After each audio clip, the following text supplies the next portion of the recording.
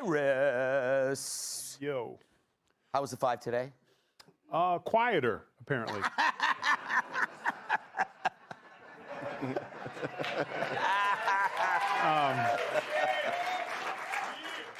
Look, when it comes to this situation, one thing I would like to point out, and I look at this situation with Iran as a mirror of the future for America. What we've seen in the last 4 years where there was this big attack on our freedoms, how we speak, and a huge attack on the Second Amendment. Everybody wanted to get rid of guns, guns, guns.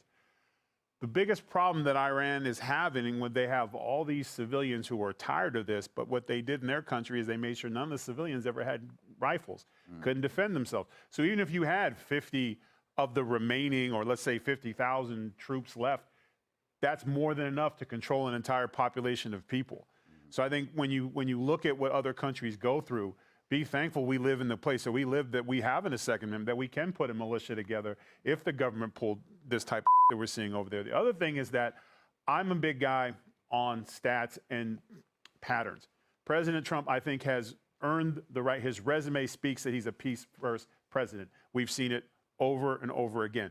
We've seen it with what he was been trying to do with Russia and Ukraine. But here's the thing. I think he has put a team together that, although personally none of them actually ever get along, they're all about doing the job. Rubio, everyone else had an issue with Trump about doing the job. And I think we need to give them the grace period to do the job. We can start, I'll be the first one to throw criticism if it goes sideways, but allow him to do the job. And we're gonna understand information is gonna be tough because the mainstream media, doesn't matter what he does, they're gonna be anti-everything.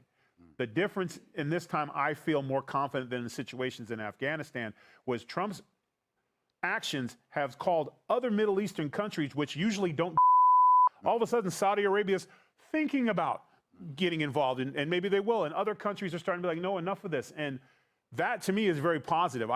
Again, I'm not gonna pretend to high chair quarterback military, but I would, with what we saw what happened in Venezuela, what we're happening in Iran, what we're seeing happening, China's paying attention. I think this is a long thing where I think there will be a chance for him to leave because he'll be able to leave it in the hands of the other Middle Eastern countries who are now invested and seem to be involved. And that's the big difference between before, I think.